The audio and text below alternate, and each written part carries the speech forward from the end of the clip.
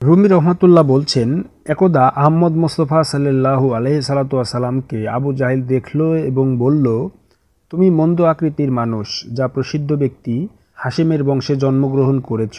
আহমদ মোস্তফা সাল্লাল্লাহু আলাইহি সাল্লাতু ওয়াসাল্লাম তাকে লক্ষ্য করে বলেন, তুমি যা বলেছ প্রকারান্তে সত্যই বলেছ, যদিও তুমি মিথ্যা কথায় অভ্যস্ত।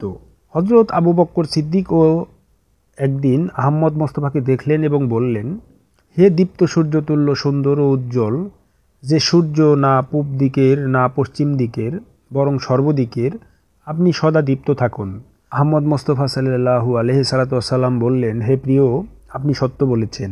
আপনি তো এই মূল্যহীন দুনিয়া থেকে মুক্ত, তাই আমার সঠিক ও বাস্তব অবস্থা আপনার চোখে উদ্ভাসিত হয়েছে। উপস্থিত সাহাবীগণ বললেন, হে শ্রেষ্ঠ মানব, দুইজন বিপরীত উক্তিকারক দুজনকে একই উত্তর সত্য বলেছ কেন বললেন? হজরত আলাইহি সাল্লাতু ওয়াসসালাম বললেন, আমি হলাম আল্লাহর কুদরতি হাতে মার্জিত আয়না। তুর্কি ও হিন্দি তথা সাদা কালো সবাই আমার মধ্যে তাই দেখে যা তার মধ্যে আছে। যার চেহারার সামনে আয়না থাকে, সে নিজেরই কালো বা সুন্দর আকৃতি তার মধ্যে দেখে থাকে।